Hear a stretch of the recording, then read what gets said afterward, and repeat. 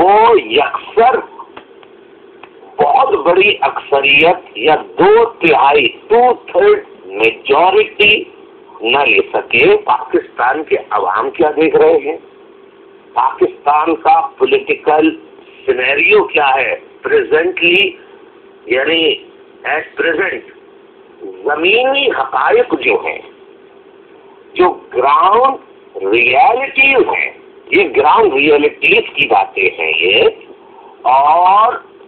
ایسی صورت میں آپ بتائیے کہ کوئی ایک پارٹی وہ اکثریت 2/3 میجورٹی کیسے حاصل کر سکتی ہے؟ اب اس کا الزام اگر گورنمنٹ پہ صرف اس لیے لگایا جائے کہ خود کو بری ذمہ قرار دیا جائے، اپنی اپنی غلطیوں پر تو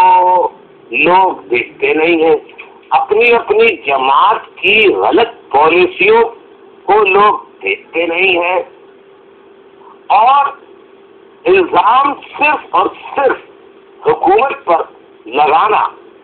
یہ تو ہمارے یہاں ایک ریت، روایت یا سیاست کا ایک حصہ بن چکی ہے. ملک کا کوئی ایک انتخاب ایسا مجھے پاکستان کے سیاستداں اور سیاسی رہنما اور سیاسی جماعتیں بتا دیں کہ الیکشن سے پہلے انہوں نے ریگنگ ہوگی ریگنگ ہوگی ریگنگ ہوگی یہ بات نہ کہی ہو. تو یہ ریگنگ کا چرچا کرنا یا اپوزیشن جماعتوں کی طرف سے ریگنگ کی باتیں کرنا تو یہ بھی ایک پاکستانی سیاسی جو کلچر ہے اس کی روایت کا حصہ رہا ہے. Ground realities nationally internationally and جو وسط ایشیا ریجن کی جغرافیائی جیو پولیٹیکل اسٹریٹجک پوزیشن اور سچویشن ہے اس کو سامنے رکھا جائے. 9/11 کے بعد جو وسط ایشیا میں جو تبدیلیاں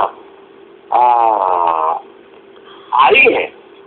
مثال کے طور پہ افغانستان پر امریکہ کا حملہ کرنا،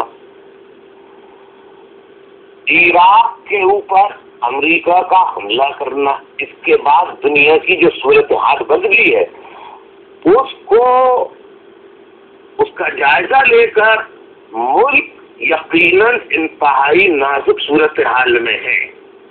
یہ بات تو ٹھیک ہے، لیکن یہ کہنا کہ ملک ٹوٹ جائے گا یہ قطعی غلط ہے. یہ گراؤنڈ ریالٹیز کے قطعاً برعکس ہے.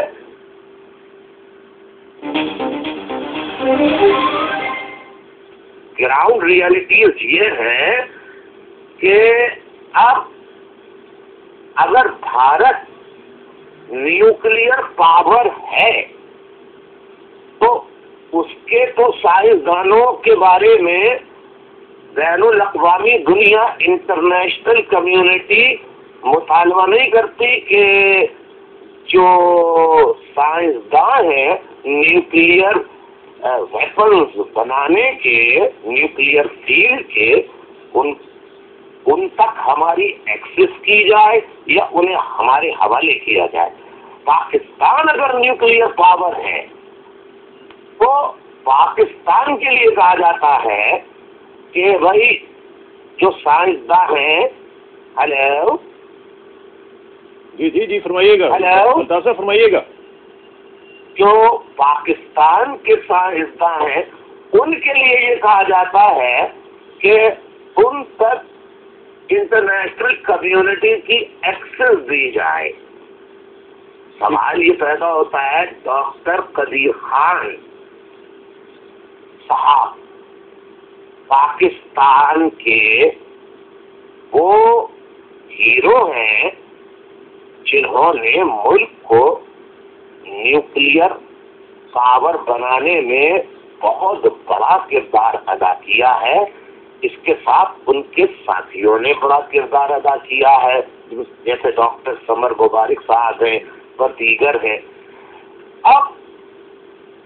صدر صاحب پر یہ الزام لگانا کہ امریکہ کے ایک فون پر یا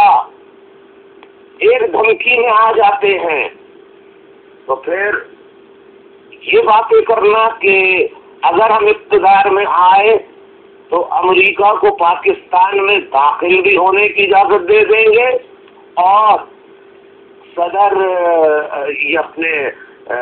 سائنسداں جو ہیں ڈاکٹر عبد القدیر خان صاحب، ان تک ایکسس بھی دے دیں گے۔ سافرنٹ نیشن ہے پاکستان، کوئی ضرورت نہیں ہے نہ کسی کو داخلے کی اجازت کی، نہ کسی سائنسداں تک ایکسس دینے کی۔ پاکستان ایک آزاد خود مختار ملک ہے، تو دوسرے جو بری طاقتوں کو یہ